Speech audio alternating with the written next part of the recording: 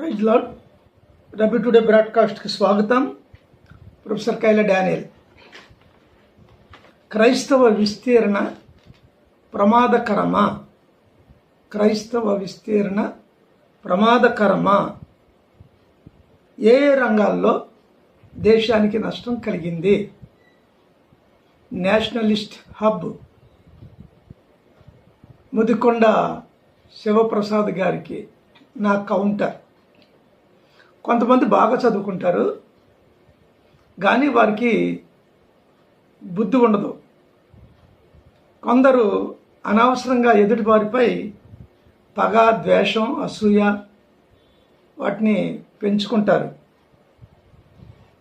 ఆ విధంగానే కొందరు క్రైస్తవ్యంపై ద్వేషభావాన్ని కలిగి ఉన్నందువల్ల అసలు వాళ్ళు ఏం మాట్లాడతారో వాళ్ళకే తెలియదు. వాళ్ళు స్పృహలో మాట్లాడతారో స్పృహ లేక మాట్లాడతారో కూడా తెలియదు వాళ్ళకి. అందుకనే యెషయా గ్రంథం 47వ అధ్యాయము 10వ వచనంలో నీ విద్యయు నీ జ్ఞానమును నిన్ను చెరిపివేసెను అని వ్రాయబడి ఉంది. ఈ మాటలో బబిలోను గురించి వ్రాయబడి ఉంది. బబిలోను చాలా పేరు ప్రఖ్యాతి కలిగిన గొప్ప సామ్రాజ్యం ఒకప్పుడు. అంటే క్రీస్తు పూర్వం 626లో నెబోపోలస్కర్ దాన్ని బబిలోను సామ్రాజ్య స్థాపకుడిగా ఉన్నాడు. ఆయన తర్వాత నెబుకద్నెజరు, తర్వాత బెల్షస్సర్. ఈ 3 తరాల తర్వాత అది అంతరించిపోయింది.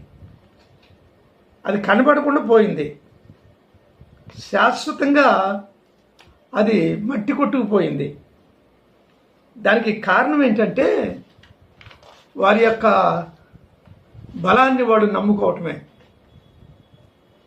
వాళ్ళ బలాన్ని వారు నమ్ముకోవటం వలన ఇతరులను బలహీనలుగా చూసి దౌర్జన్యాలు చేయటం వల్ల ఆ విధంగా సర్వనాశనం అయిపోయింది. ఎప్పుడన్నా వీలు కుదిరితే బబిలోన్ సామ్రాజ్యం గురించి మనం చెప్పుకుందాం బైబిల్ స్టడీలో. బ్రిటిష్ వాడు మన దేశాన్ని బాగు చేశారు అని స్వామి వివేకానంద, రాజా రామ్మోహన్ రాయ్, బాలగంగాధర్ తిలక్, గోఖలే, సర్దార్ వల్లభాయ్ పటేల్ మొదలైన పెద్ద పెద్ద గొప్పవారు చెబుతూ ఉంటే మీరేంట్రా బాబు, బ్రిటిష్ వాడు దోసుకెళ్ళిపోయాడు, మన ఆస్తి అంతా మన సంపద అంతా అక్కడే ఉంది అని చెప్తున్నారు.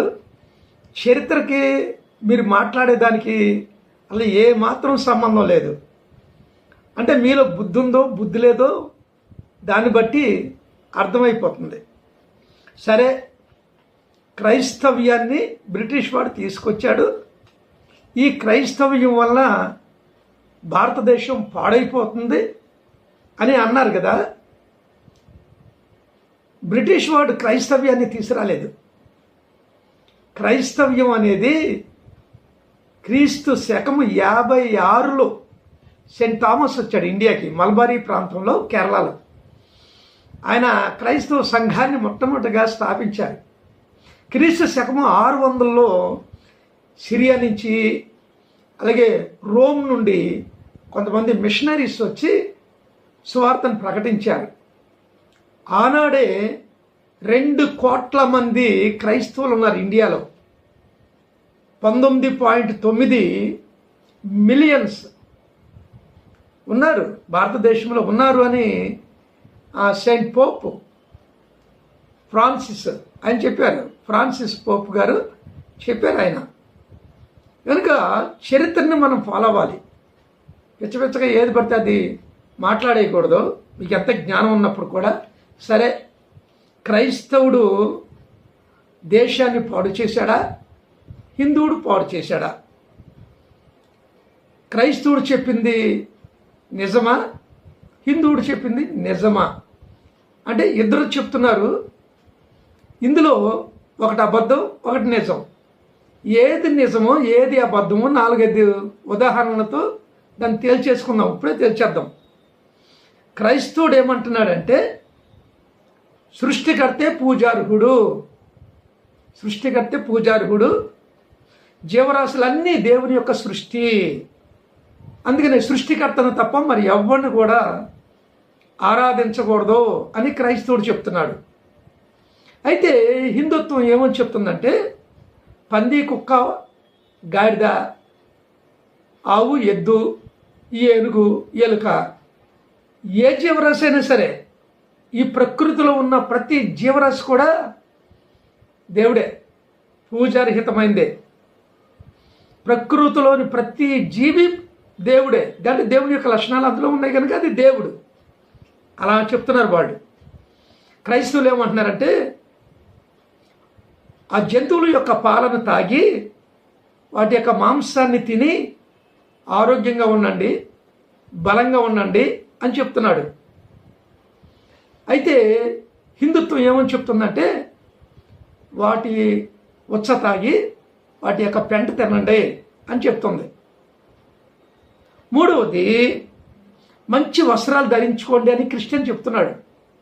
మంచి వస్త్రాలు, ఉతికిన వస్త్రాలు, లేకపోతే మంచి వస్త్రాలు ధరించుకోండి అంటున్నాడు. పరిశుభ్రంగా ఉండండి అంటున్నాడు. సబ్బు, నూనెలు మొదలైన వాటిని వాడుతూ ఉండండి అన్నాడు. పరిశుభ్రత పెరిగేసుకుని తినండి, సర్ది పడిపోయినా పాసిపోయిన ఆహారాన్ని తినండి అంటుంది. ఆరోది క్రైస్తవ్యం ఏమంటుందంటే వర్ణ వ్యవస్థ వద్దు అంటుంది.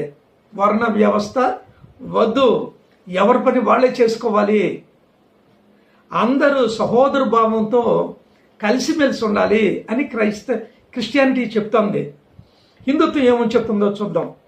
వాడు అవర్ణుడు, వాడు దళితుడు, వాడిని అక్కడే కూర్చోబెట్టాలి,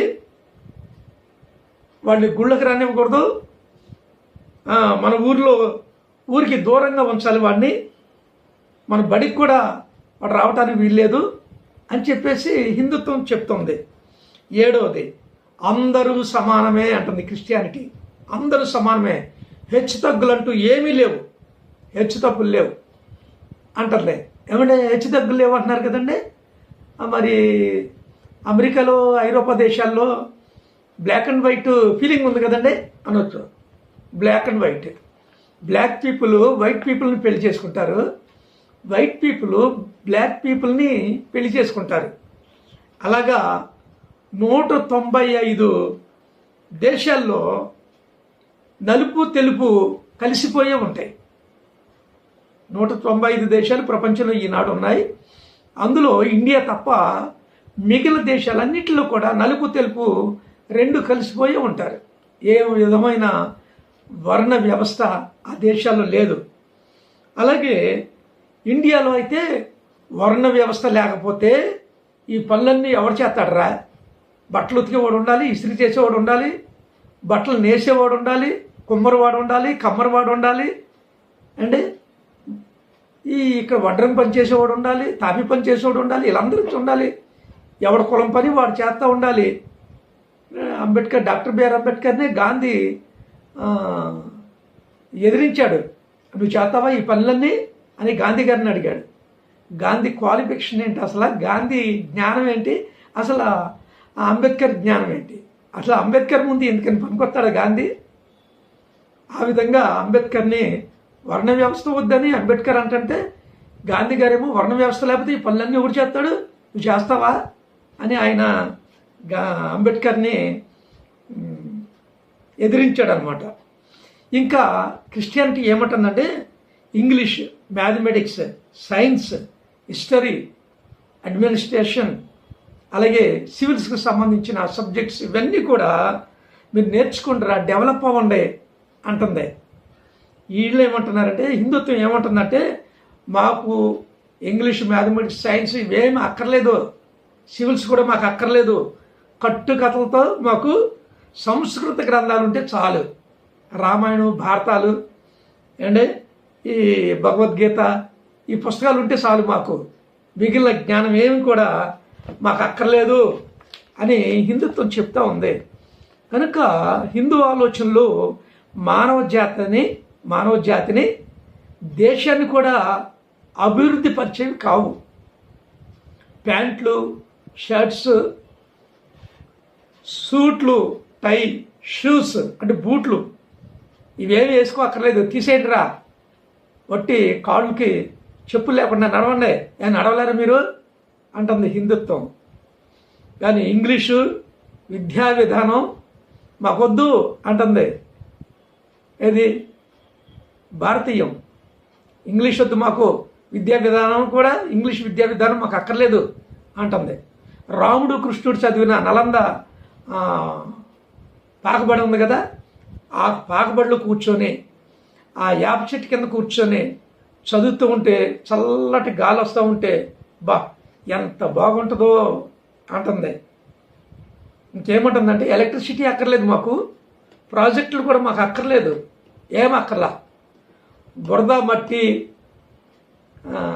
ఇందులో తిరుగుతూ ఆ మట్టి నీళ్ళే తాగుతూ తాటికాయలు, కలువకాయలు ఇవన్నీ తింటా ఉంటే పూర్వపు రోజులు మాకు గుర్తొస్తున్నాయి అంటున్నారు హిందూ సంస్కృత పండితులు. అవే కావాలంటున్నారు వాళ్ళు. క్రైస్తవ టీచర్స్ పెట్టిన భిక్ష అంటే 1000 సంవత్సరాల ఏండ్లు బ్రతికే కంటే బ్రిటిష్ వాడు కాదు, ఈ క్రిస్టియన్ టీచర్సే కదండి. ప్రారంభంలో బ్రిటిష్ కాలంలో టీచర్స్ అందరూ క్రిస్టియన్సే కనుక మ్యాథమెటిక్స్, సైన్స్, ఇంగ్లీషు వాళ్ళే చెప్పేవాళ్ళు. అందుచేత వాళ్ళు పెట్టిన భిక్ష మాకొద్దు. ఆ భిక్షతో మేము 1000 ఏళ్ళు బతికే కంటే కూడా 1000 ఏళ్ళు వెనక్కి వెళ్ళిపోతాం మేము 1000 ఏళ్ళు వెనక్కి వెళ్ళిపోయి మేము ఆ రోజుల్లోనే మేము జీవిస్తే మాకు చాలా సేఫ్టీ ఉంటుంది, చాలా ఆరోగ్యంగా ఉంటాం కనుక ఇంగ్లీష్ లాంగ్వేజ్ మాకు అక్కర్లేదు అంటున్నాడు ఒక ముసలి పండితుడు. అంటూనే ఆయన ఇంగ్లీష్లో మాట్లాడుతున్నాడు. France, Germany, Britain, Norway, Sweden, Denmark ఇవన్నీ కూడా దేశాలన్నీ కూడా తిరిగి వచ్చాడు ఇంగ్లీష్ భాష మాట్లాడుకుంటూ.